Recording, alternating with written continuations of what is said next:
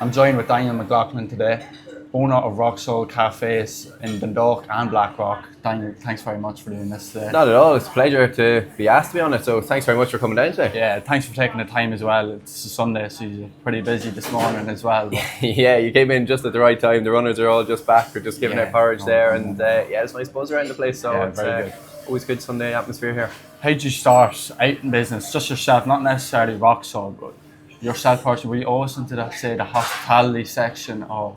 I kind of fell into it. Yeah. I'm from Blackrock myself. Went to school in Dundalk, and always wanted to be a PE teacher. Yeah. That was always my goal coming up. If I footballer first, and then after that I couldn't. If I couldn't make that, then it was kind of stick in the sports route and stay either PE teaching or sports management or something like that. Yeah. And I kind of just messed up my fucking CEO form when I was going to college and stuff like that, and ended up in a hospitality course down in Shannon, just outside Limerick. Yeah. And I suppose I fell in love with it after the first year or two there. It was something that was completely different to me. I hadn't done hospitality before. I'd worked in Brewbakers collecting glasses. I'd worked in Flanagan's up the road, filling cars, So it was doing new to petrol you, and stuff. yeah. 100%. I'd done a bit of our work in the fairways when it used to be Studio 8, that kind Yeah. of way. But apart from hospitality management and actual 5-star hotels and actually going down into this, it was basically like a hotel school where you learn you learn the business, you learn how the whole hotel operates from the ground level up. Yeah. And yeah, it took a bit of adjusting the first year down there, coming away from Dundalk and leaving, but I always wanted to get out of here when I was 17, 18 and travel, see the world, do something different. And so when the opportunity came up to study down in outside Limerick, I jumped at it, and I was in the car and I was away. Did you have any struggles sort of leaving family, leaving maybe friends away, or is that just something you wanted, the challenge you wanted? Yeah, like I embraced all of that, I did the first year I moved down to Limerick and I loved that. Like, it was tough, don't get me wrong, it always is. 17, packing up the car and driving what was at the time would have taken 5 hours cross country, to get there. But I loved it, it was a challenge, it was something exciting. And I always just throw myself into things without really thinking about it, which is good and bad. Sometimes it backfires, but this kind of came good in the end. So I enjoyed that, embraced it. Don't get me wrong, there was a lot of struggles. Like, a lot of my mates would have gone to college in Dublin, and they'd be calling me and they'd be out all the time. I wouldn't be going into college and things like that. Whereas this was the Shannon College Hotel Management it was like going from secondary school into the army. Yeah, Like, you had to dress inspections every day. They checked how your shirt was ironed, your hair. You had to have everything pristine. Had to be in at 8 o'clock every morning. You didn't finish till 6 o'clock in the evening. So it was very. It was brilliant training looking back, but at the time it was very hard when you're hearing everybody else is coming in and out of college as they please and having a great life up in Dublin or in other colleges. You're doing something a little bit different as well to other people, so like starting out, it can feel like you're missing out on things, and 100%. you're doubting yourself, maybe not doing the right thing, but 100%. sure, looking back now, it's good. Look, at the time, I remember coming back at Christmas time because I got a job down there in one of the pubs. I used to work Friday, Saturday, Sunday evenings, and I played football down there and everything else. So it kind of started adjusted life down there, but the college side of thing never clicked in. I wasn't really. I never really stuck at things that side of stuff, but it was one of those things that it was just. I came back at Christmas. I remember going down to Neptune, having a pint with my dad, and saying, "I'm not going back. That's it. I'm going to go back and work on the building site and stay up here." And he just said, "Listen, go back down, do the other 6 months, see how it goes." And I said, "Right, I've nothing to lose. I might as well go down and do the 6 months. I paid for the accommodation down there already." So I went down there with nothing to prove or no points or nothing to, like, in my head I was already done. And the second 6 months I loved it. I just embraced it, just went with it, and absolutely loved it. That's usually the mark where a lot of people might drop out of a course. I was done. That I was 6 month mark, a halfway point. A lot of people. Would your advice maybe for some young people in the same sort of situation, because there would be a lot, like I hear it all the time, when they get to that 6 month sort of mark, just to get to the next 6 months and see how you cope, Yeah, I think so. Look, again, I think especially anybody leaving school or college, like when you're between probably 16, 17 to 21, The reality is you don't really know what you want to do. You haven't really experienced working. You haven't experienced anything. Like my biggest thing to everybody is get out, get some experience in some of the industries you want to do. You know, plenty of people come to me and say, "Oh, we'd love to open up a coffee shop, and we'd love to go into hotels or whatever else." I'm saying you're fucking mad. You've never served coffee before. You've never worked anything. You're a teacher, for God's sakes, or you're working in the bank. It'll never work. You know, and you won't understand the work that you have to put into it to get there. So look, I think sticking it out was definitely something that stood to me going forward and gave me the opportunities then. When I went back then, I finished my 6 months and an opportunity came up to move to Luxembourg for my second year as a working placement. So I ended up, I said, heck, absolutely. Moved over, another big thing, another big milestone, you know, that kind of way. I think I was 19 when I moved over into this country. Didn't even know where Luxembourg was. You know, it was one of those things. Don't ask me. And it was deadly. Absolutely loved it. I flew over by myself with 2 big rucksacks and flew into Belgium, got a train down to Luxembourg, and went. Any differences over there in terms of so many, like the culture. But again, that's all experience and learning. You learn how to work in different cultures, different environments. Something you can bring to your cafes now, you know. 100%. And it was all like this.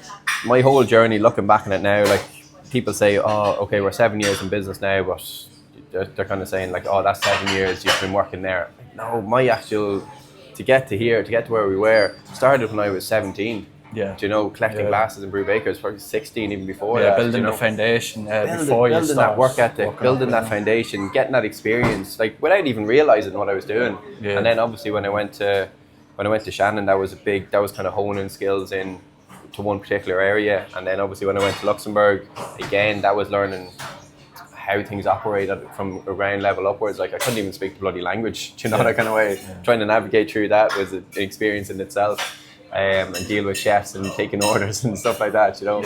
I can get them wrong at the best of times here, never mind trying to do them through French, you know. So it was a great learning experience and great kind of I suppose thrown in the deep end and sinking or swimming, you know, that something kind of way. You'd recommend for people? I wouldn't recommend it highly enough to anybody, you know, because it's so eye-opening. And I think a lot of people are so consumed about having to do it this way or do that way, and no, sometimes just jump in and take a leap, take a gamble and see. Listen, worst case scenario, that could have gone tits up for me. I just moved back. Yeah, you wouldn't have lost much. Like, nothing, you know, like, nothing to lose. What? Yeah. Bit of experience, a bit of money here and there, which I didn't have anyway. Do you know that kind of way? Yeah, like nothing it wouldn't to have lose. been the end of the world if it didn't go quite the way you wanted. Like, 100%, yeah. But again, you would have regrouped, and I've had so many setbacks and so many things I've wasted my time on or done things wrong. And you look back and think, we don't make that mistake again. You know, and it makes you better going forward. Yeah, 100%. Just on Rocksalt, you said you've been in business for 7 years, has it? Or? Yeah, we opened up here 7 years ago. And then, so basically when I moved back, when I finished up my college course, I went, my goal was always to become a 5-star general manager of a 5-star hotel before I was 30. Yeah. And then my goals kind of changed as I went along, and I wanted to own my own place before I was 30. Yeah. So I kind of shifted. I spent 8 years in the UK working my way up. After I did a year in Luxembourg, I did a year in Chicago as well. Yeah. And then came back, opened a place in Maynooth for an investor called Rocksalt Café. Yeah. And then I knew what I was doing, so I gained all that experience, and we opened the doors here August 2018, and I was 29 at the time, so I got there just before I was kind of 30. It's I think it's so important to set those goals and targets to push towards, because certainly in the last probably 4 or 5 years before opening here, I was very strategic in. I knew the skill sets I needed to learn before I could go and do it properly. Yeah, that made sense, you know. And I didn't just jump into opening a place off the back of coming from London or coming from the UK, whereas only hotels. I knew I needed to do an opening. I knew I needed to work with somebody else who could guide me through that as well. Do you feel like that leads to some people's downfalls? Maybe not quite setting out the skill set they need, or 100%. Maybe talking to the right people, learning what they need for opening somewhere like this. I think that's the key thing, is getting a mentor, talking to people who've gone through it, but also go and work with them. You know, go and shadow them for a day. Like there was a guy that I wanted to work for in the UK called James Haller, and he owned probably 6-7 different restaurants throughout the UK. Sorry, 600-700 different restaurants throughout the UK, and I just badgered him, emailed, called him. He never got back to me, and then I seen him one day, and I just went up to him and said, "I want to work for you." Yeah. And he was like, "What?" And I was like, "I'll work for you for free. Just let me come shadow you for 2 days, 3 days, whatever it was." And he ended up taking me 2 days around with him, checking out his restaurants and stuff like that. And I said, "James, I've got to work for you. Whatever it takes, I'll do whatever. I'll go wherever in the UK you want me to." And he said, we'll see what happens." 2 weeks later, he called me and said, "Listen, I have a failing restaurant just outside Birmingham. Will you take it on for me? We'll come up and run it." And I said, "Yeah, I'll give it a go, 100%. Hand in my notice," and off I went, you know. So you have to make these things happen. But I knew as soon as I met him for the first time, I was like, I have to work for this guy. He's going to show me so much. Just being in with his organisation and from what he's achieved. Yeah. And it was the same with the Sofitel Hotel Group. I worked for a guy called Vincent Madden, who's an Irishman. But it was that same thing. I was like, I can learn so much from him. Yeah. And I think that's what gets missed now is people don't go through that experience or don't work with those great people or great leaders. Yeah. They just think they can do it themselves, or they watch something on YouTube or something like that and think, "Oh, that's grand, sure, we can set that up." And don't get me wrong, the industry is changing, so there is a lot of that can be successful from it. Yeah. But I do think there is that missing link, especially when it comes to cafes, restaurants, hospitality, because it's a tough business, you know. Yeah. In terms of maybe at the start promoting your cafes, your restaurants, was word of mouth a big thing, and maybe the service you provided? Yeah, we were kind of lucky here at the start because Rocksalt, I suppose that there was nothing in Blackrock. There was nothing like this at the time. Yeah. I remember even coming down and telling my parents this was what I was going to do, and they thought I was mad. They were telling me not to do it. It's not going to work. Yeah. Now, obviously, they backed me 100% ever since, and even when I decided I was doing it. But it was a bit nuts at the time. Because in hindsight, it's a stunning location. Like, it's brilliant. Perfect, you know? But at the time, you had 3 cafes, and neither of them there was never a queue at the door of any of them. Do you know that kind of way? So it was a bit bold move, but I knew. And what gives you confidence to make a move like that? I suppose just from what I'd seen and the experience that I had, and I knew I could do things better and differently. Do you know that kind of way? And we could put our own twist on something, and from all the years leading up to opening Rocksalt and the experience, the people I've worked with and seen what I've seen, I knew I could easily implement this. You know, with me being here 6-7 days a week, whatever it took, you know, that kind of way. And I knew it would work. You know, I just had that. I never doubted it once. Yeah, and that all comes from sort of the experiences it's had, like pretty much, It's mad how it works, isn't it? Like, you just knew, because I'd seen stuff and I'd obviously been following the industry, and I was in love with it, so I kind of knew what was needed and what was missing. And then it was the right time, the right place. Connor was brilliant next door in the music shop, helping me out with the decor and all that kind of stuff. So it was fantastic from that side of things, you know. We, in terms of promoting it, we didn't necessarily have to, because the construction took bloody ages, so people kind of knew something was coming, and the word of mouth kind of got around. And then I just started up an Instagram page, and I think we did a video a couple of months before we opened, kind of explaining it, what we were trying to do, and that went viral. Loads of people locally had shared it and kind of got excited about it. So when we opened up here, day one, I think I just put something up on our Instagram stories saying we're open in 10 minutes, and there was a queue out the door. We opened at 10 o'clock on a Friday, and we had to close the restaurant at 12:30 because we'd sold out of all the food and everything. It was just mental, and it's just gone from there. You know, we've 5 sites now. We have a catering kitchen.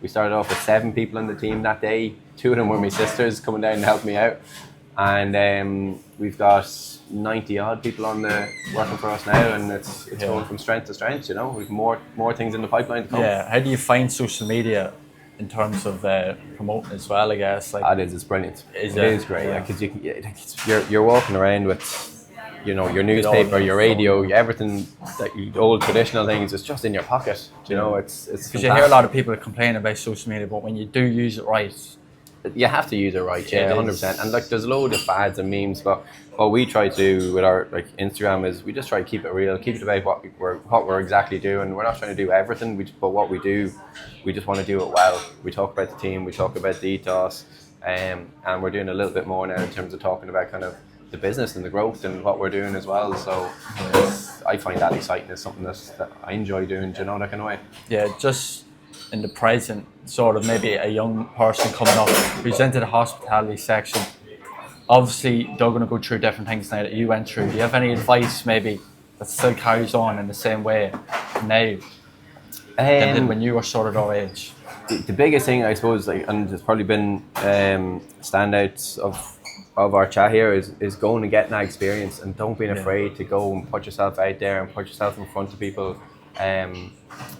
You know, like it will work out, but obviously have some sort of a plan. Know that you want to go into that industry. Do your research, figure it out, and the biggest thing for me is people. Learn how to deal with people. Learn how to manage. Learn how to manage the books. Like, the business side of things will all come on the back end, unless you're a dope.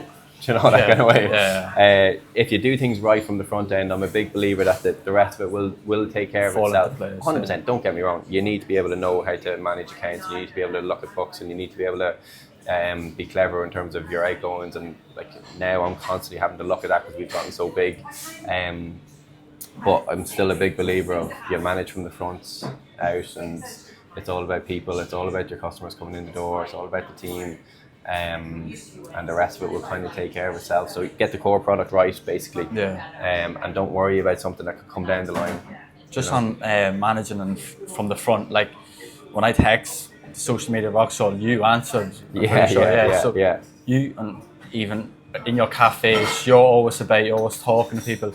Do you feel like showing your face and being a part of all the different wee teams is important? 100%. To sort of team morale and 100%. Like, there's a lot of it. Like, I'm kind of free enough at the moment. Like, we've got a fantastic team, a fantastic management team is around that kind of takes a lot of pressure off me and gives me the flexibility that I can come in and out of wherever I need to be. I'm not necessarily on roster unless I want to be. But it's what I love. I love being around. Like, I love jumping on the coffee machine. I love jumping in the kitchen with the lads, and that's my bread and butter. I can't sit in an office and look at spreadsheets all day, even though there's some days where I have to, and there's probably times where I should be doing it. The lads be killing me because things aren't getting done the back end, and my accountant's constantly on to me about stuff that I haven't signed or haven't looked through or anything like that, because it bores me. You know, I love just being out, interacting with people and driving the team through and looking at new opportunities, and I'd be still fairly hands-on with everything like that, you know. But a lot of that is because that's what I want to do, you know. Yeah. You mentioned earlier that you had sort of a goal by 30. I want to hit this goal, I want to hit this goal. Do you have any goals for when you're 40 or 50 or? I've got a couple there. It kind of does change slightly. Like, some days I'd love to take Rocksalt nationwide and bring it into the UK and really grow it. And then other days I think, no, it would lose the ethos, it would lose what we're about. And maybe it's nicer doing this side of things. Like Rocksalt, we've built up Rocksalt that is loads of different businesses in one at the moment. So it's very unique. Like, we have our cafe business, we have our grab and go, we have our bakery, we have our production kitchen, we have our catering, we have our food trucks. And there's a few other things that I'm looking into as well. And I suppose that's probably the entrepreneurship in me, not just to stick in one side. So I love doing that side of stuff and love the synergies between all the businesses that we can kind of put in together. 100%, yeah. So there's loads of different areas that the business that I'm looking at grow, and I'm always looking at the moment I'm still focusing on all of them and just trying to grow them all an extra 10% every year and just keep going like that way. But longer term goal, I enjoy doing like the podcast, I enjoy doing talks in schools. Personally, for me, I'd love to go down the route maybe in 10 years time of doing consultancy or doing stuff like that, you know. But again, that could change, and I might want to, like I always say, as long as I can keep the consistency in Rocksalt and the product, between the food, the coffee, the service, everything else that goes along with it, I'll continue to grow it. Once that starts dropping, then I'll stop and I'll pull it back and I'll make sure we get it right. You know, because that's the most important thing to me. Yeah, I watched a movie called The Finders, and it's Ah, basically brilliant. Yeah, McDonald's started, but Love it. I'd recommend anybody going into hospitality to watch that, because they're brilliant. It really does tell you a lot about business as well. And love it. it's the risk and reward of expanding as well, isn't it? Yeah, And yeah. Also at the start, keeping the Consistency. service right between all your sort of different places, you know. Yeah, 100%. Like McDonald's is what it is. Like it's crap food, like but done within an inch of its life, consistent. Like where else can you ever get a Big Mac in Dundalk and a Big Mac in Hong Kong? It's the same. Exactly, Do you know that kind of way? Imagine other restaurants.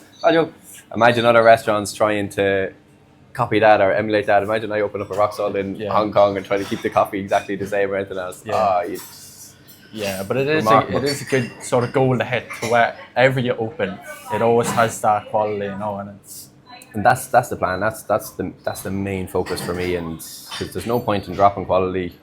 I wouldn't be proud of it then. I wouldn't want this, you know, exactly. And it wouldn't be Rocksalt then. Yeah, I saw something on your Instagram about decaffeinating. So that was I think I didn't even know that was going out. Ben put that out on April Fool's Day. Yeah. And the amount of bloody people coming in to me like, "What do you mean all your coffee is decaf now?" And I was like, "It's not. It's not." But it got a lot of people going. It was only an April Fool's, so that's good to know. Yeah. It'd be a bit of a worry there, like, I mean, no, quality of coffee. I don't think we could do that. No, definitely. It wouldn't go down too well. Yeah, just one last would you rather question. Yeah. Would you rather not drink coffee for full year, or not listen to any music for full year? Oh, jeez. No concerts, no nothing, no music, or no coffee. Jeez, I don't know if I could give up coffee for a full year. I wouldn't be half productive. You have your cups of teas as well. You know, you have your. I'd have to come. You know, I'd give up the coffee, but I'd try and figure out something else that I could drink. Sneak it in, yeah. 100%. That's what I'd have to do. Daniel, thanks very much. Absolute pleasure doing this with you. And no problem at all. Thanks very much. Best of luck for any future plans. Cheers. Thanks very much, John. Thanks for coming down. Appreciate it. No worries.